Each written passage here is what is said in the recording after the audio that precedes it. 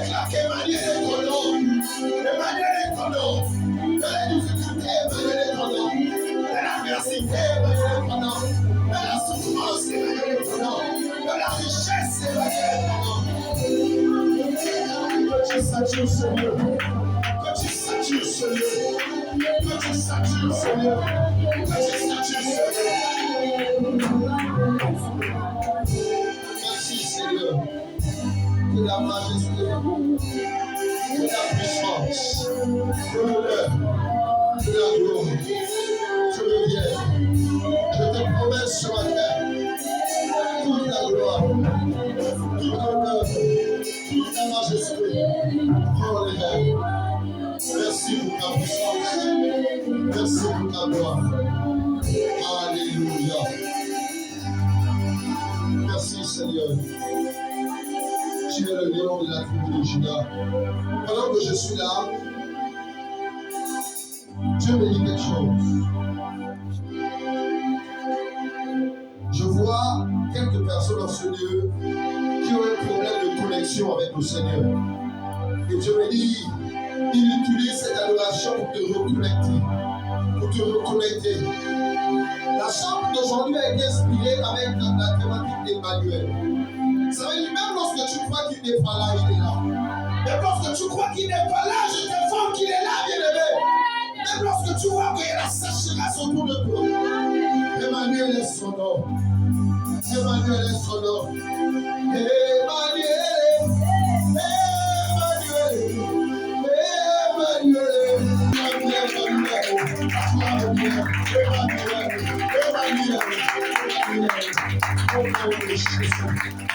Accorde la gloire, Seigneur. Accorde la puissance et la majesté. Tu es Dieu et tu es un âge dans la victoire. Tu es assis dans la victoire. Je te célèbre ce matin, toi le Dieu Emmanuel. J'aimerais que tout le monde se lève ce matin. Vous savez, pendant la louange, je te regardais et tu étais assis. Certainement la fatigue, peut-être la maladie, peut-être, je ne sais pas, mais un temps soit peu, fais 1 minute sur tes 2 pieds et dis Emmanuel qu'il est l'ancien des jours. Que ce matin, tu comptes sur lui. Ce matin, tu ne comptes pas sur l'homme de Dieu pour te dire quelque chose, mais tu comptes sur Emmanuel pour te t'appeler. Bien-aimé, c'est Emmanuel qui a la capacité de changer les cœurs. C'est le Saint-Esprit qui a la capacité de restaurer. C'est le Saint-Esprit qui a la capacité de te visiter. Ce matin, Emmanuel est capable de te visiter. Ce matin, Emmanuel est capable de te restaurer. Ce matin, Emmanuel est capable de te toucher. Emmanuel est sauveur. Emmanuel. Emmanuel, Emmanuel, Emmanuel. Pendant que tu es là, il opère délivrance maintenant.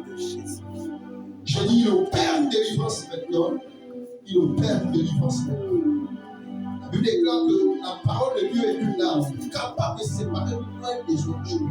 Alors que je me tiens du haut de cette hauteur, s'il y a un quelconque esprit, s'il y a une quelconque puissance, s'il y a une quelconque vent qui souffle autour de toi afin de t'embrigader, afin de te maintenir en captivité, je déclare que tu es libre. Je déclare que tu es libre. Ce matin, tu trouves une solution à ta préoccupation. Ce matin, tu trouves une solution à ton problème. Ce matin, tu trouves une solution à ton besoin. Tu ne manqueras jamais de rien dans ce lieu au nom de Jésus. Que la gloire revienne Emmanuel. Acclame encore Jésus de Nazareth. Et dis Amen ce matin. Alléluia. Alléluia. Asseyez-vous, peuple de Dieu. Soyez pleinement bénis ce matin. Emmanuel. Alléluia. Merci Emmanuel. Toi la gloire et majesté.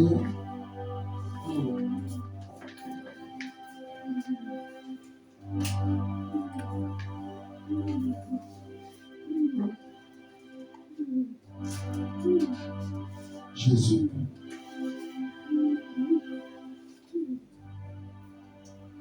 Emmanuel est en train d'opérer une restauration. Là où tu es, c'est une restauration. Vous savez, il y a des... Souvent, lorsque les personnes chantent, ils ne réalisent pas ce qu'ils chantent. Dieu m'a demandé d'enseigner les chants sur la capacité d'avoir des répertoires. Alléluia. Des répertoires qui ont la capacité de faire descendre de sa puissance. Voici pourquoi ne négligez jamais un temps de louange, peu importe la tonalité et la quintessence de l'atmosphère. Alléluia. Soyez concentrés, soyez connectés, parce que Emmanuel a quelque chose à faire. Et lorsque vous avez dit Emmanuel ce matin, vous avez dit que vous avez besoin de lui. Parce qu'en ce temps-là, en Israël, il y avait comme un chaos. Et pendant ce chaos-là, on attendait un sauveur qui tardait à venir. Alléluia. Parce que pourquoi on a posé la question à Jean-Baptiste, es-tu celui qui doit arriver? Je crois qu'il est capable d'arriver. S'il y a quelque chose avec laquelle il ne faut jamais jouer, c'est la présence de Dieu. Lorsque tu rentres dans la présence de Dieu, va libre. Laisse le fardeau devant la porte. Laisse le problème devant la porte. Laisse ce qui te préoccupe. Concentre-toi dans la présence de Dieu.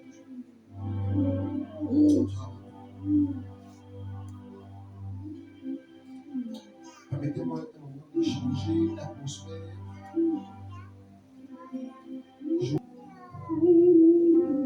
Je reste là. L'éternité, alléluia. C'est-à-dire que quand Dieu, en fait, il décide d'agir, souvent les gens se disent que Dieu est en retard. En vérité, Dieu n'est pas en retard. Dieu a tout ça. Alléluia. C'est quoi les choses de l'esprit? Il va aller doucement. Quand tu vas avec nous, il va doucement.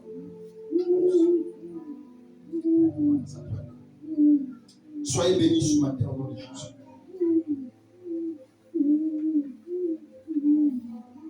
Qui était à l'évangélisation hier? Qui était à l'évangélisation? Deux personnes. Le reste, vous étiez où? Homme de Dieu Eric. En fait, quand je parle d'homme de Dieu Eric, c'est quand est-ce que Dieu. En fait, Dieu m'a visité sur ta femme et toi. Tu m'as appelé quel jour?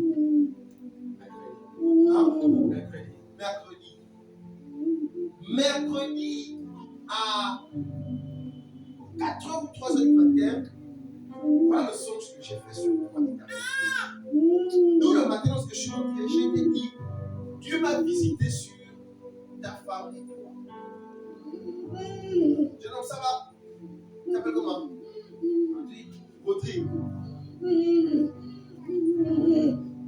Rodrigue, tu as un appel, hein? Tu l'appelles. Et je te vois beaucoup aussi aimer les instruments, je peux aussi aimer la musique. D'accord? Dieu va bouger dans son pouvoir. Tu vas comprendre. J'ai pris quelqu'un, hier j'ai vu un frère. Lui m'appelle papa, mais moi je l'appelle frère. Parce que je l'ai trouvé dans la foi, bien que, vous savez, c'est pas parce que tu es pianiste que tu ne peux pas être un homme de Dieu. Et lui, il m'appelle papa. Je lui ai dit, j'ai besoin de t'approcher parce que tu vas me faire les cours chez moi, aux gens de l'église, on a 2 fois par semaine. On a conclu pour hier, il sera aujourd'hui, commencer avec les formations. Tu es disponible, disposé, on va t'attendre. Voici le sens que j'ai fait sur le pays. J'ai fait un sens où toi, tu étais au niveau de l'hôtel ici. Tu étais à genoux, tu tenais l'hôtel. Moi, j'étais debout ici. Ta future femme était au niveau de la batterie. Elle tapait. Après, elle a arrêté de taper. Je ne sais pas si elle était fatiguée, mais il manquait quelque chose dans sa vie. Et après, à un moment donné, elle s'est déplacée du niveau de la batterie. Elle est venue au niveau de ton pied gauche. Elle s'est mise à genoux devant toi. Elle t'a attrapé. Ne joue pas avec mon appel. Tu as une appel. Jusqu'à présent, je n'ai pas compris pourquoi Dieu m'a montré que j'étais à côté de toi, net ici. quand tu étais à genoux là, tu as comme joué un moment, après elle a laissé, elle a écouté. Ça veut dire, elle dans sa vie, il manque quelque chose. Et il y a comme un dépôt que tu dois, en fait, tu dois l'amener à découvrir la spiritualité, à découvrir quelque chose dans la présence de Dieu. Tu vas constater, je vais t'appeler régulièrement parfois pour que tu m'accompagnes dans le programme. Parce qu'en fait, tu as un appel et ton appel est lié à quelqu'un. Tu as beaucoup remarqué. Quand tu cherches sérieusement. Emmanuel, je te donne une mission. Tu as vu la fiancée de. Je veux que tu lui donnes tous ceux que tu connais à la bataille. Tous ceux que tu connais. Vous savez, quand Dieu montre quelque chose, il sait pourquoi il montre la chose. Alléluia. Si moi je savais jouer, fais un programme, Eric. Fais un programme, c'est-à-dire qu'on monte, on descend. Elle ne doit pas manquer le programme qu'elle est en train de faire. Il doit avoir 1 ou 2 jours en semaine où il se retrouve ici à partir de 7 heures pour travailler ici. Et tu es là, tu regardes ton réseau, tu l'encourages. Au début, c'est pas facile. Elle va taper n'importe quoi. Et à un moment donné, elle va faire ce pourquoi Dieu l'a appelé. Et ça va déclencher beaucoup de choses parce que si tu remarques, je vais prophétiser un peu. En fait, elle est douce, mais elle n'est pas très sensible. En fait, elle, dans sa spiritualité, quand elle arrive quelque part, en fait, elle a la capacité de comprendre les vibrations qui sont dans la salle. Parce que pourquoi en fait, Dieu lui a donné la capacité, c'est-à-dire, avec cet instrumental-là, elle aurait la capacité de canaliser son esprit et de comprendre certaines atmosphères spirituelles. Parce que pourquoi moi j'ai dit, moi je ne dors pas partout. Tu peux m'inviter chez toi, je vais forcément rentrer chez moi. Parce que c'est pas partout que l'on pose. Amen. Bien.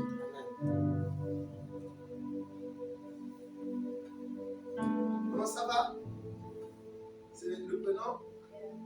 Comment bien ici? Tu as pu t'arriver une fois.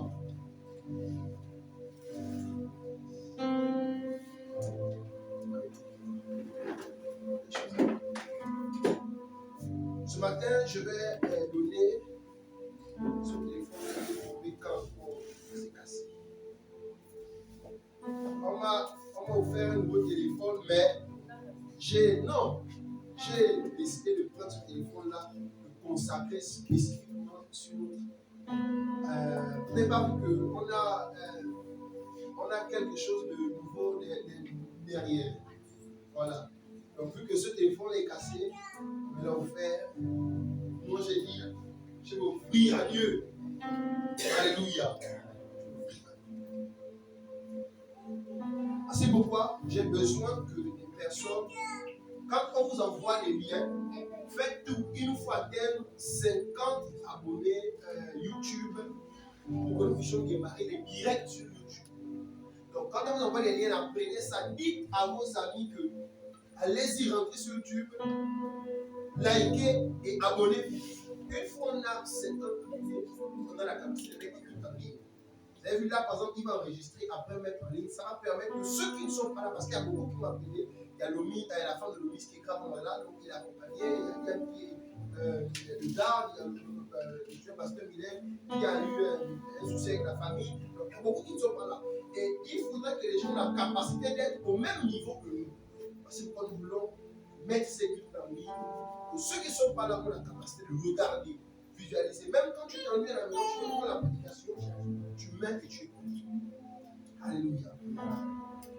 Ça va bien?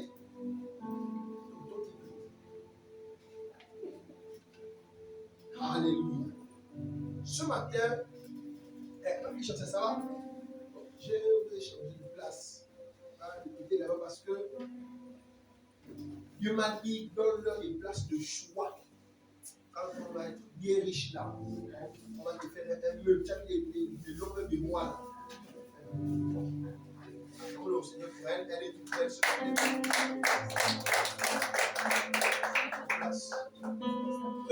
pose, vas-y là. Tous les 4 rangées qui sont derrière là, c'est pour vous. Alors, il y a aussi un changement que j'ai eu à faire. Et on va le voir au fur et à mesure. On va la serre Dieu. Serre. C'est ce qui monte dans mon esprit. Depuis que tu as touché, c'est ce qui monte dans mon esprit. Serre Dieu. Pendant serre. Je t'assure que tu n'as pas idée à où Dieu t'appelle. Le feu que tu as là, le feu que tu as, le tempérament que tu as, c'est parce que tu es une forme d'autorité. Sers-lui avec le peu que tu as, sers-lui avec ça. Comment je t'assure que tu vas voir. Peut-être tu ne vas pas le connaître. Dieu t'a donné une famille dans l'église. Attrape-la. Ce matin, j'aimerais parler, Dieu m'a demandé de parler de l'ouvrier et la croissance. L'ouvrier et la croissance. J'ai été fasciné et marqué par le ministère d'un homme de Dieu que j'ai connu sur les réseaux sociaux. Je regarde son ministère. Les grands hommes de Dieu sont derrière lui. C'est rare que tu vas l'entendre parler sur ton grand-père te mange ou quoi. Ces messages sont simples. Lui, son message, c'est de faire avancer l'œuvre du Seigneur. Et je suis choqué par la manière dont l'église avance. Le gars, il dit qu'il a plus de 1600 cellules. 1600. Et j'ai compris que beaucoup d'hommes de Dieu sont distraits. Beaucoup de pasteurs sont distraits. Pourquoi? Parce qu'on oublie ce qui fait même l'essentiel de l'œuvre que nous devons faire. Faire prospérer le royaume, faire avancer le royaume. Je suis très content quand je regarde plus de 9 ans en arrière, j'ai connu Merva depuis dans l'église. J'ai connu le pasteur Nomi depuis, elle est toujours dans l'église. J'ai connu Darren depuis, elle est toujours dans l'église. C'est ce qu'on cherche. C'est ça. Vous voyez, quand ton enfant n'a pas mangé, tu te sens mal. Tu peux marcher nu. Mais quand ton enfant n'a pas mangé, il y a une douleur que tu ressens. C'est 5 parents. Ça veut dire que de la même manière, on mesure, on va dire, un homme de Dieu est mesurable par la qualité du travail qu'il effectue. Il y a trop de hommes de Dieu qui s'improvisent. Il fut un temps aussi, nous sommes improvisés comme de Dieu, mais par quoi on nous juge? Par quoi? Qu'est-ce qui détermine réellement que nous sommes des hommes de Dieu? Montre-moi des œuvres d'hommes de Dieu, et je verrai si tu es un homme de Dieu. On va te dire non, qu'est-ce qui prouve que tu es maman? Mais j'ai un enfant. Qu'est-ce qui prouve que tu es homme de Dieu? Qu'est-ce qui prouve aujourd'hui quand tu rentres dans une église que cette église a pris en esprit en vérité? Mon père Dieu m'a dit un jour, sur près de 100 églises, il n'y a que 2 seuls qui prient en esprit en vérité. Le reste prie mais dans leur propre intérêt. Je vous ai envoyé un message dans le groupe où je disais qu'il y a un membre qui me disait, papa, je veux que tu me fasses un bain spirituel et que tu me dises combien ça fait. Vous pensez que je veux vendre le nom de Dieu? Tu as quoi payer? Dieu a tout payé pour toi à la croix. Viens prier pour toi, on te pose et puis ça passe. Ça veut dire qu'il y a pas des hommes de Dieu qui ont la capacité de dire aux gens que pour que tu puisses avoir la guérison, il faut payer. Il faut que tu parles de te laver, tu prends de l'hysope, tu prends de tel.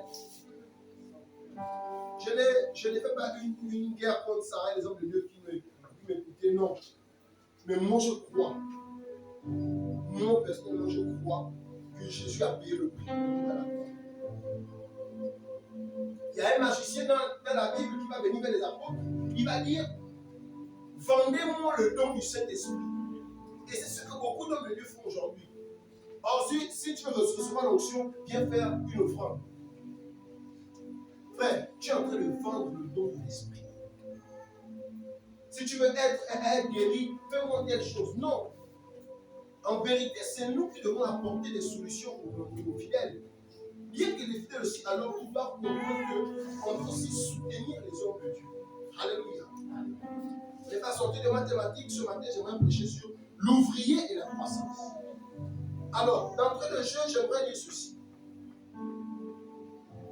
Si nous voulons une croissance dans l'Église, il serait très important de voir la qualité des ouvriers.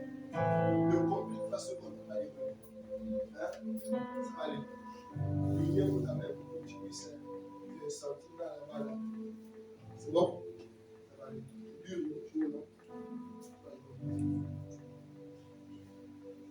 Je disais, si nous voulons avoir une église croissante, on doit regarder la qualité des ouvriers qu'on a dans l'église. Parce qu'en réalité, le pasteur ne fait pas l'église. Est-ce que je parle à une personne? J'ai pour habitude de dire que je ne suis pas indispensable à l'œuvre du Seigneur. Un matin, Dieu peut me prendre, comme je peux avoir un accident qui me permet de ne pas arriver en ce lieu. L'église est basée sur Jésus, parce que c'est lui ce qui est la tête, et c'est lui ce qui décide comment une église doit évoluer.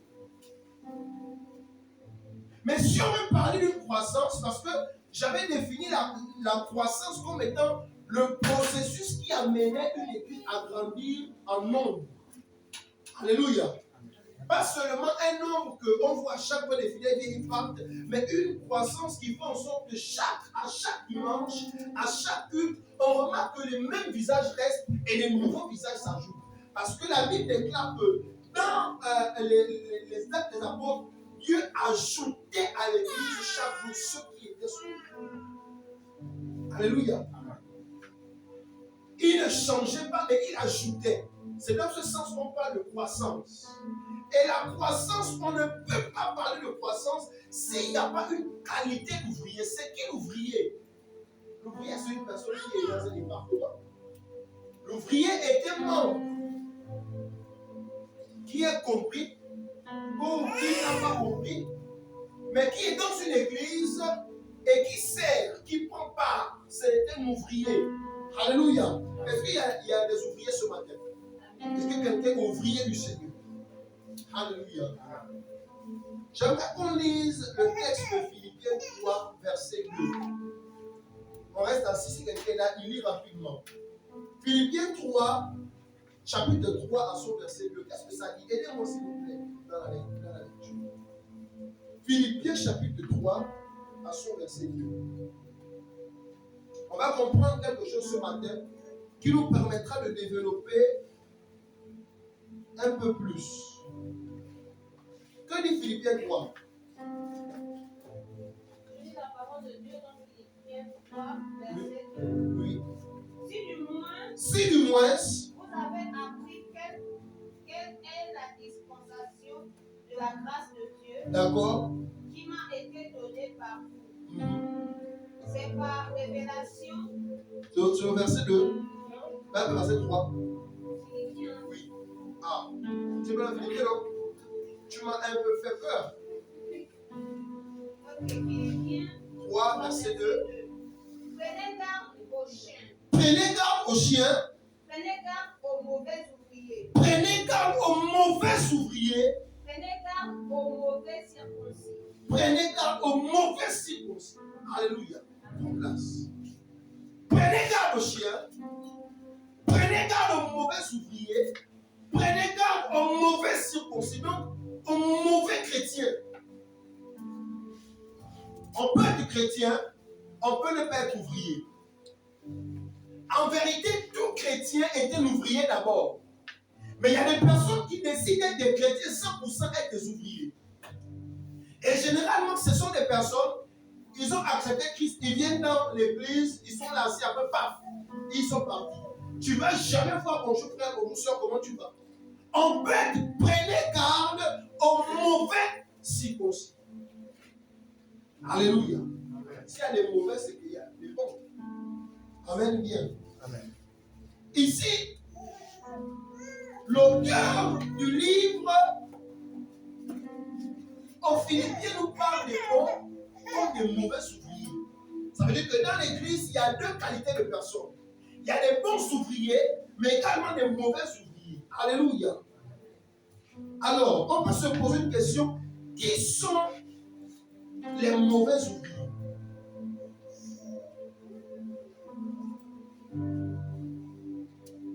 Sinon, comment reconnaître, excusez-moi, parlons d'abord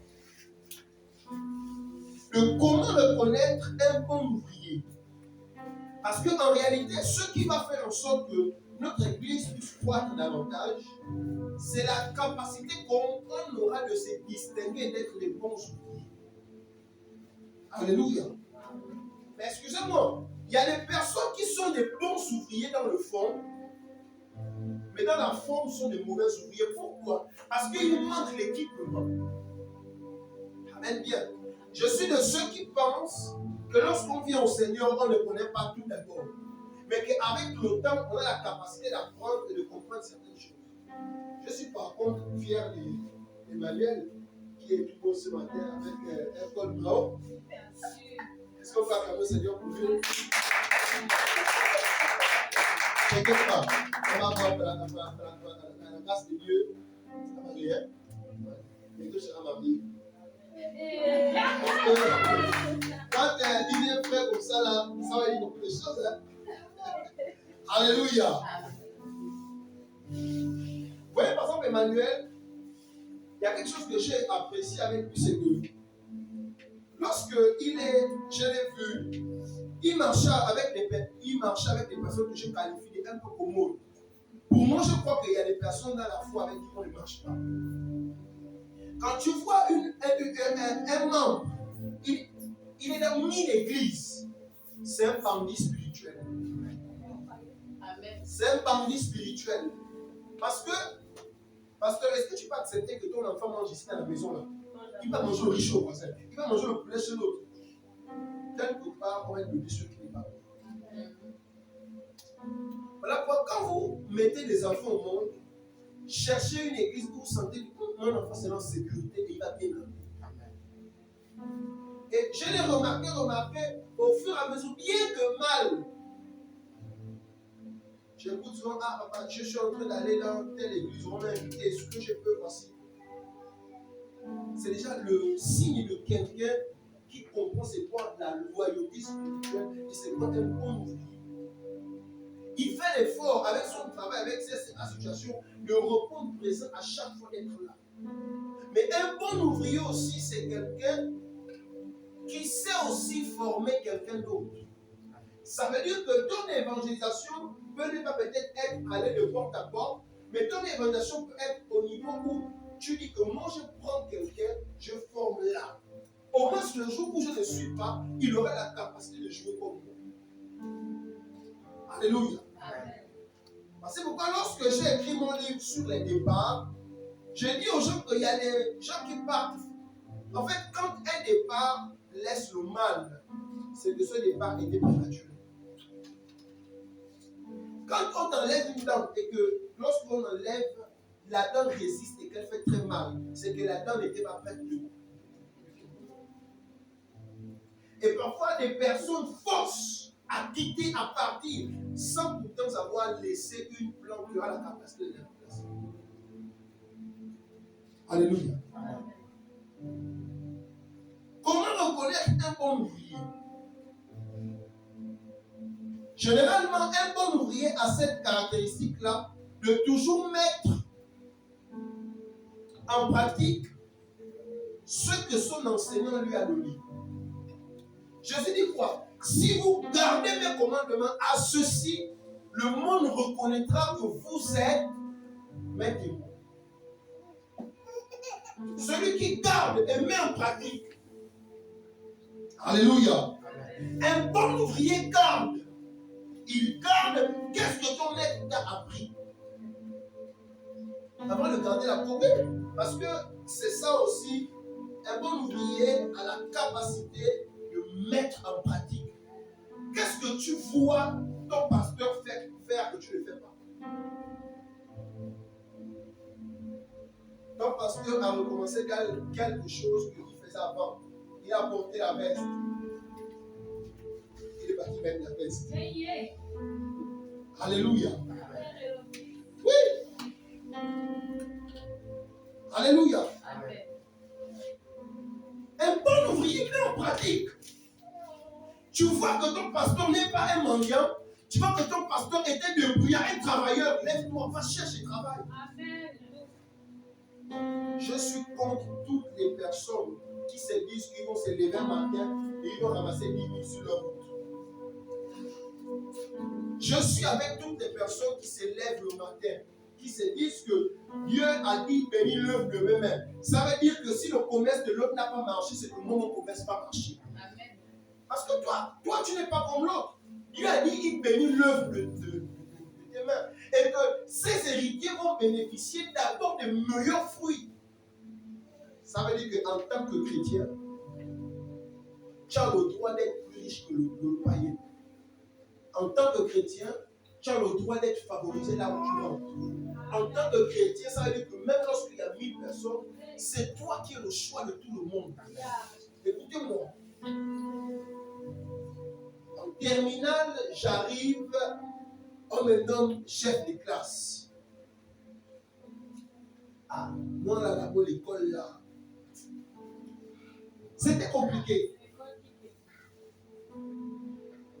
Vous savez pourquoi on m'avait nommé chef de classe? En fait, ils avaient écouté que lui là c'est un pasteur. Donc quand les gars se mangeaient au tableau, ils avaient écrit pasta. Ils ont fait les votes, ils m'ont mis chef de classe. Ça veut dire que j'ai été obligé, même si je ne veux pas aller à l'école. Ah, Dieu aussi, ça fait les choses. J'arrive en licence 1. Lors du vote, on me sélectionne, mais moi-même je décline. Pourquoi je décline? Parce que j'avais trop de responsabilités. À l'époque, j'ai le bousson avec la machine. Donc c'était compliqué. J'arrive en licence 2. Ce jour-là, on m'appelle, il est 22h. On me dit non, on veut que tu sois le chef de classe de la licence 2. J'ai voulu une vérité. Si je n'étais pas délégué de classe, ça allait être compliqué. Alléluia. Ça veut dire que en licence 1, on était le premier groupe, il y avait 1000, le deuxième groupe, il y avait 800. Imaginez-vous sur près de 1800 personnes. Pasteur, c'est vrai que le sort tombera toujours sur une personne, mais sur près de 1800 personnes, c'est moi qu'on est choisi. Pourquoi? C'est pas parce que les autres ne sont pas chrétiens, non. Mais moi, je connais la relation que j'ai avec Dieu. J'ai fait le plus possible d'être le plus vrai, même s'il est difficile d'être vrai avec Dieu. Mais je m'arrange à ce que Dieu sache qui je suis réellement. Je ne cache pas que je peux changer les mauvais. Non, je ne peux pas. C'est Dieu qui a la capacité de changer. Alléluia. Est-ce que tu mets en pratique? Ton pasteur gagne toujours à l'école. Est-ce que tu as gagné à l'école? Lisbonne, est-ce que tu as gagné à l'école? Alléluia. Ton pasteur est retourné à l'école malgré son âge parce qu'il doit montrer l'exemple.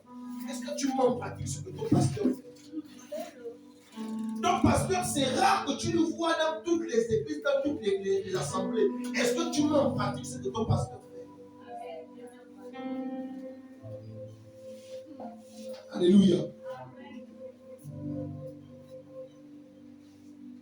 Deuxièmement, tu reconnais un bon ouvrier, c'est celui qui garde l'enseignement de son maître.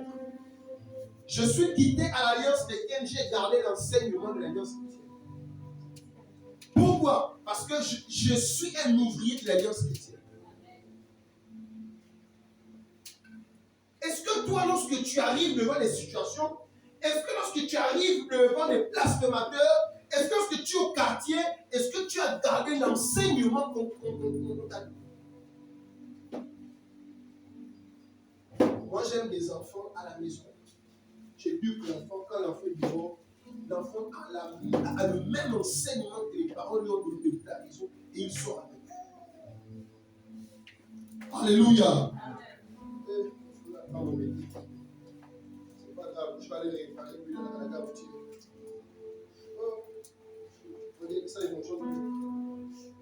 Non, ça fonctionne au nom de Jésus. Un bon ouvrier, c'est une personne qui a cœur de voir son église grandir. Alléluia. C'est-à-dire que quand tu es un bon ouvrier, vous savez, j'ai envie qu'on arrive au niveau où,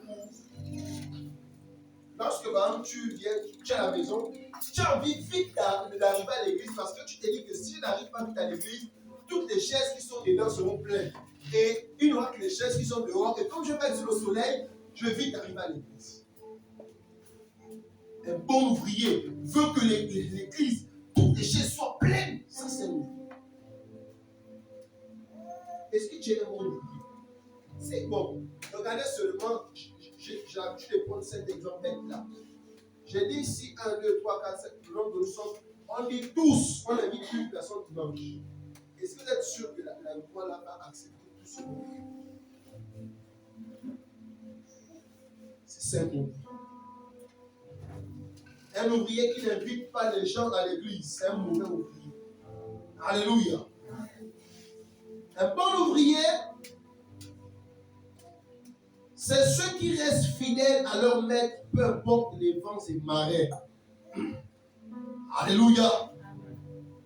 Peu importe les vents et marées, tu es fidèle à ton maître. Vous savez, nous aussi, nous sommes des ouvriers de Christ. Je ne dis pas que Dieu nous éprouve plus que vous les fidèles. Chacun a sa dimension, son niveau de dépôt. Mais je peux vous garantir un truc que quand Dieu décide de nous éprouver, nous les sommes. Ah! C'est-à-dire, tu as d'accord un peuple qui ne doit pas voir comment tu pleures. Tu as non seulement ta femme et tes enfants que tu dois montrer que tu es toujours fort, et tu as toi-même le cœur que tu as pour tenter de surmonter l'épreuve. Alléluia. Est-ce que tu es fidèle à ton maître? Est-ce que tu es fidèle à Dieu? Est-ce que tu es fidèle à ton église? Est-ce que tu es fidèle à ton pasteur? Est-ce que lorsque les gens parlent de ton église, est-ce que lorsque les gens parlent de ton pasteur, est-ce que lorsque les gens parlent de ton Dieu, comment tu réagis? Qu'est-ce que tu fais? Alléluia. Un bon ouvrier, c'est celui qui est présent au culte. Tu veux connaître un bon ouvrier? Sarah était un bon ouvrier. Cette femme. Dites-moi un peu, à part quand elle est malade, que quand ses parents l'ont déplacée, si elle avait un jour, elle n'est pas venue à l'église. C'est un ouvrier. Pourquoi? Elle ne manque à aucun enseignement. Ça, c'était un ouvrier. Est-ce que, pose-toi la question, est-ce que je suis vraiment un bon ouvrier? Je vous ai dit un jour, demandez-vous si moi je ne tombe pas malade. Demandez si je ne me sens pas bien. La seule chose présentement qui peut me faire rater un culte en semaine, malheureusement, c'est comme ma patronne, je ne sais pas ce que j'ai failli dire si on l'envoyait. Elle va laisser toute la journée passer. Elle a m'appeler. C'est quand il est 17 heures. C'est là où mon téléphone sonne. Et comme j'ai la bonne voiture du travail, je suis obligé d'aller. Et quand je pars, je me dis que je vais terminer rapidement. Quand elle me dit gare en bas, je gare à 17 heures. Elle sort à 20 heures. Donc, imaginez-vous combien de fois je suis en colère. Un ouvrier, celui qui ne manque pas l'église, qui ne manque pas le culte. Pourquoi? Parce qu'il s'est dit que si j'ai manqué, c'est que j'ai manqué quelque chose. Les autres sont en avance. Amen bien. Amen. Un bon ouvrier,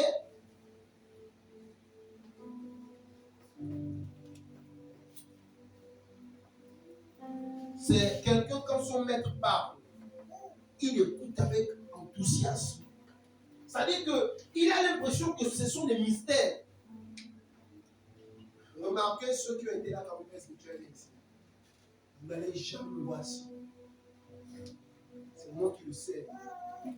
Pourquoi? Parce que de la même manière que je vous demande beaucoup, je vais également vous montrer comment on donne beaucoup. Dès que je termine là, je dois aller avec le patron, on a des choses à faire. Dès que je termine avec elle, je vais dire que maman, 17h, ne me trouve pas ici. Dans l'église, on fait spirituel, il y a une soirée louange. On monte, on descend, je suis là-bas. Alléluia. Ça veut dire que quand ton pasteur sort quelque chose, la Bible déclare que les disciples étaient aux aguets de tout ce que Jésus disait. Est-ce que lorsque ton père spirituel parle, tu écoutes avec empressement? Parce qu'il y a quelque chose de bon qui peut sortir. Mais lorsqu'il parle, écoute. Je ne suis pas distrait. Parce que quelque chose de bon. Alléluia. Bon, je reste un peu sur celui qui écoute avec enthousiasme. Un bon disciple, sinon un bon ouvrier.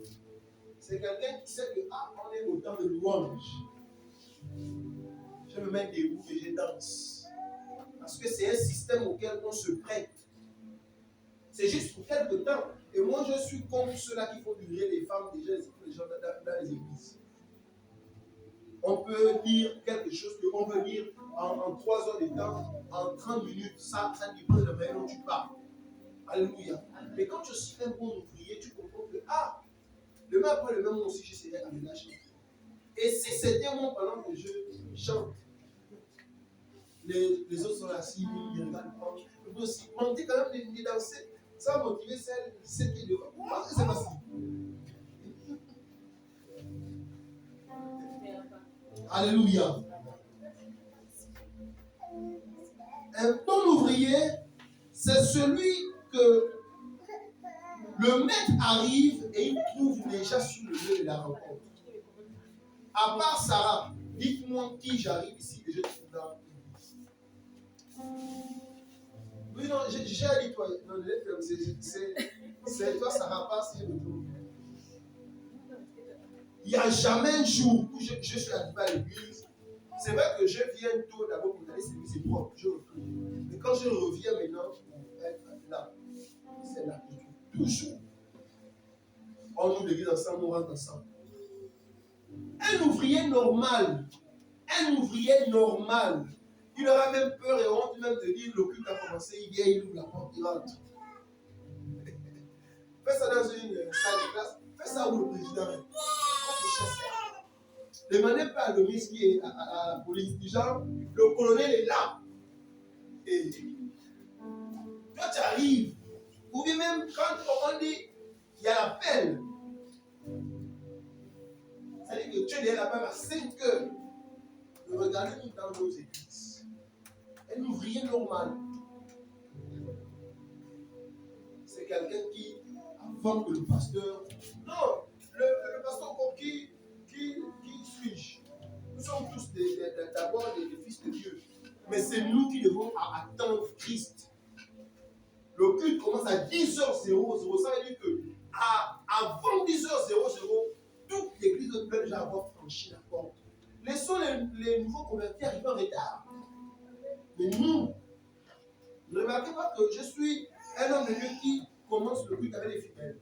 D'autres hommes de Dieu sont d'abord assis au bureau, ils sont là, ils tournent un peu, après ils rentrent, tout le monde acclame. C'est pas mauvais. Moi, je ne fais pas ça.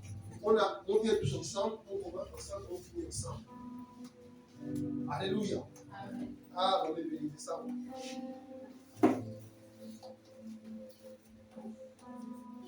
Donc, c'est ça un bon ouvrier.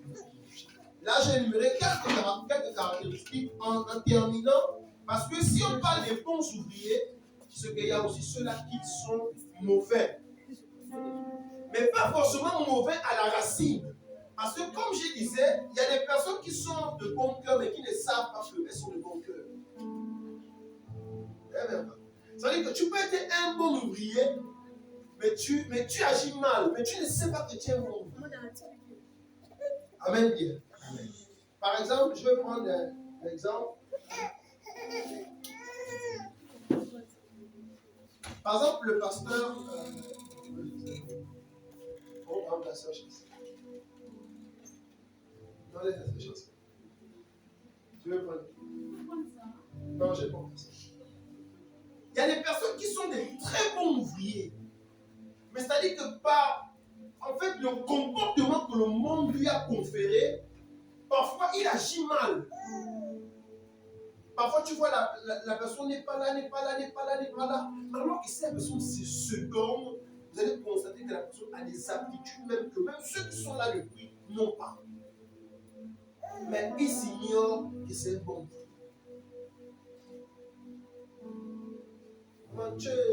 Tu es un bon ouvrier dans l'église. Seulement découvre-toi là où tu sens que Dieu t'attend, sans toi épanouir. Tu sais, le véritable problème des chrétiens, de beaucoup aujourd'hui, et ça se comprend, beaucoup cherchent des églises où ils seront en sécurité. Et apprenez, quand vous cherchez une église, essayez de voir là où tu sens que moi-même je serai en sécurité, mes enfants seront en sécurité, ma progéniture sera en sécurité. Ne rentrez plus dans les églises parce qu'il faut rentrer. Je vous dis la vérité. Il fut un temps, je servais Dieu, mais je servais Dieu mal. Parce qu'en servant Dieu, je voulais diriger l'église du Seigneur avec mes propres forces. Et je prenais les propres décisions en pensant que c'est Dieu qui me parlait. Et parfois, c'est les membres qui subissent. Alléluia. S'il y a des bons ouvriers, c'est qu'il y a aussi des mauvais. Pour les reconnaître, excusez-moi, il est midi, puis donnez-moi juste 7 minutes. Pour les reconnaître, vous allez remarquer que la plupart des mauvais ouvriers ne sont jamais présents aux différents rencontres. Moi, chez moi, j'ai dit quand un ouvrier n'est pas là.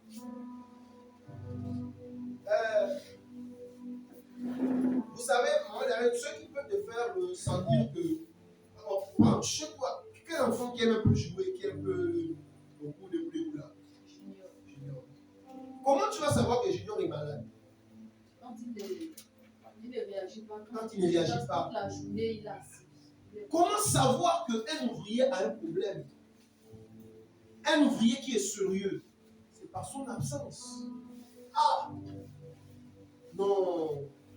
Je suis par exemple, moi par exemple, je connais. Comment je vais savoir que Sarah a un problème? C'est parce que je remarque que Sarah, un seul dimanche, si Sarah manque, je vais me poser des questions. Elle a manqué pourquoi? Et il y a des gens comme ça qui sont morts et morts, qui ont eu des problèmes. On aurait pu les sauver parce qu'elles sont parties, elles ne donnent jamais de nouvelles. Là où elles sont, elles sortent juste de chez eux comme ça. Une semaine, 2 semaines, on ne les voit pas. Après, matin, quand on est propriétaire, les répondent. Moi, j'habitue les gens qui vivent avec moi à dire: ah, je suis avec tel. Là où je sors là, il y a tel ami qui vient me prendre. Si je vois que généralement chez moi, lui par exemple, il n'a pas le droit de disparaître. Non, il connaît. Même dans le cauchemar, ça dit: je dors, je fais un rêve où il a fait 5 minutes, il n'est pas à la maison. Je vais le connaître. Je prends le rêve, je ne t'ai pas vu. Ça veut dire que si déjà, j'ai fait 1 heure, non, 1 heure c'est trop, 30 minutes, quand je sors sans me voir et que j'ai demandé il est où, je suis susceptible de savoir qu'il a eu un problème. Parce qu'il ne fait pas ça.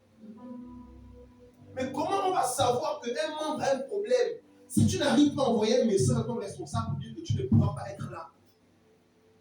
Vous voyez un peu?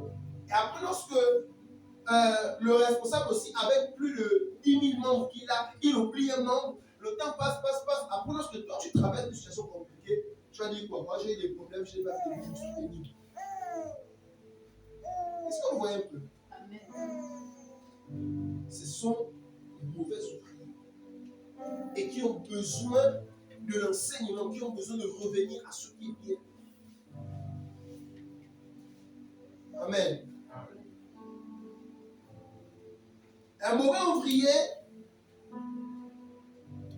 c'est quelqu'un qui critique l'enseignement de son maître. Est-ce que vous savez que moi, je ne peux jamais critiquer l'une de vos prédications? Quand tu vas tenir le prêcher, je vais t'appeler au bureau, je vais te dire que non, là quand même, ce n'est pas bon. J'ai trouvé selon, ouvrons la Bible, on va regarder. Mais tu vois quelqu'un, il amène son frère de haut, il commence à critiquer parce que la sœur Chancy a donné un enseignement peut-être qui ne cadre pas avec la Bible, ou bien peut-être qu'elle s'est trompée sur certaines choses. Un ouvrier ne critique pas l'enseignement de l'autre. Amen. Oui. Un mauvais ouvrier a beaucoup d'églises.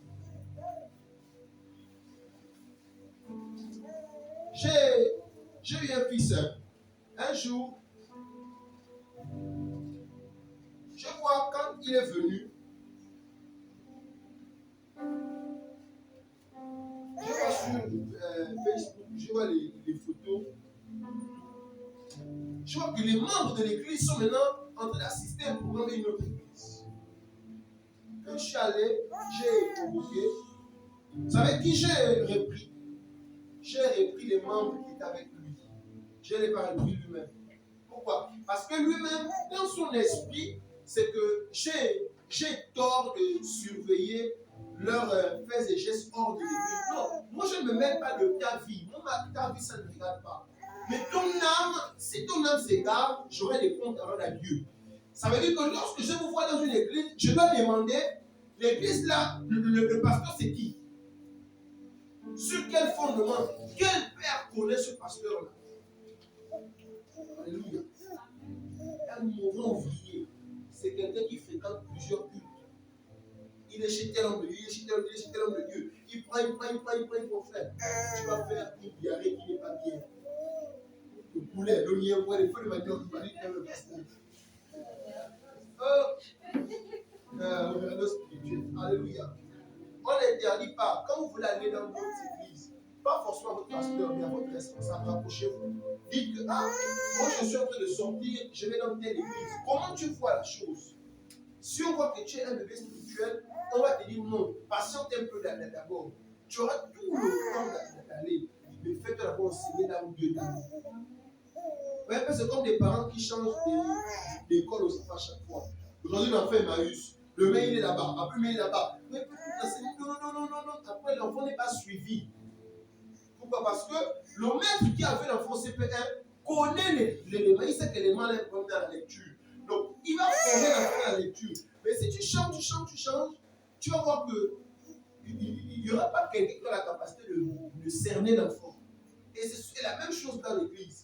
Parfois, lorsque on vous demande de ne pas bouger, c'est parce qu'on sait déjà que bon, ce dimanche, j'ai remarqué que la personne a telle chose. Au fur et à mesure, il y a des prophéties qui ne viennent même plus comme ça, mais qu'on sait seulement que telle personne-là a tel problème, à tel niveau. Alléluia. Amen. Un mauvais ouvrier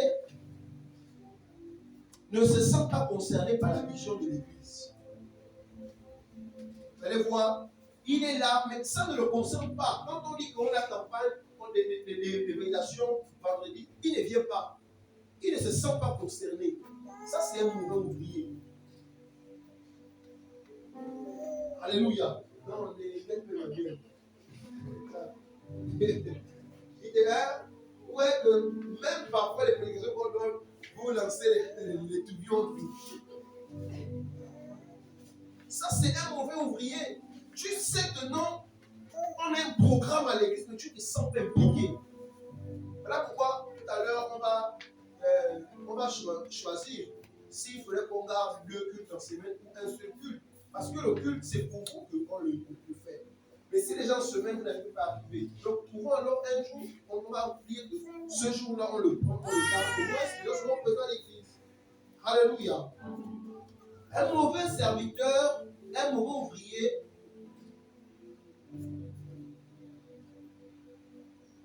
il se dit juste venir assister au culte. Après, il disparaît. Il y a des gens comme ça. Vous allez voir, dès qu'on finit, C'est pas bon. Quand on vient chez les gens, on dit même au revoir. Ah, frère, comment tu vas? Tu as vu 4 à 5 personnes, ok, c'est bon, au revoir. Tu es venu chez moi, puis tu as disparu. Ce sont les mauvais ouvriers. Alléluia.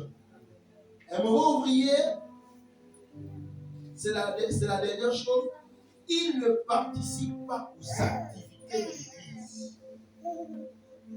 On va dire, ce dimanche-là, on a offrande de la maison du trésor. Vous savez, moi, les offrandes que je lance à l'église, ce sont des offrandes qui vous bénéficient à vous-même. Quand on dit qu'on a la maison du trésor, est-ce que vous avez vu un jour ici quand on a les besoins de riz, l'huile et tout ça? Moi, avec une fois, amener chez moi. Parce que Dieu nous a donné comme priorité l'église. Mais pour vous-même, lorsqu'on vous demande de cotiser pour vous-même, vous ne le faites pas. Ce sont des mauvais ouvriers. Un bon ouvrier, quand on annonce une offrande, comme là, on va annoncer que dimanche prochain, c'est le fonds du loyer. Tu vas aller chercher ton offrande. Tu as toute une semaine. Tu viendras déposer. Vous allez remarquer que la plupart du temps, ce sont les mêmes ouvriers qui se lèvent. Alléluia. C'était l'enseignement que Dieu m'a donné de partager ce dimanche.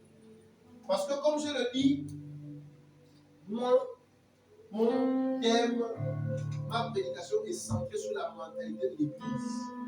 Si on est une église forte, dis-moi qui est à la fonction publique ici? Lève la main. Personne. Or, une église forte, on peut dire, on est une église de 100 personnes. On dit, chaque fin du mois, on offre un salaire à quelqu'un. Imaginez-vous, chaque dimanche dans le monde, chacun met 1000 francs, 1000 francs, 1000 francs, 1000 francs. Et on fait une liste. Hein? Le dimanche là, on t'appelle, c'est mon nom, Papa Santos, Dieu nous a convaincus de te donner. Ou bien non, sans ces petits, on est 1000. Ça veut dire que par mois, il peut avoir 1 million. Les gens vont ramasser 1 million dans l'église comme ça. Et ça peut aider. C'est ça l'avantage d'avoir une grande église. C'est ça l'avantage de faire grandir l'église. Ne voyons pas petit. Moi, je vois ici, il y a des gens qui sont déjà avancés en âge. On a Papa Santos, on a Maman Evelyne, on a maman là-bas. Ce sont des personnes que nous, l'église, on doit aider. Amen. Mais ce sont pas nous qui voulons qu'eux nous aident. Alléluia. Voilà pourquoi j'ai pris que Dieu nous donne la capacité de grandir, d'avoir une méga église.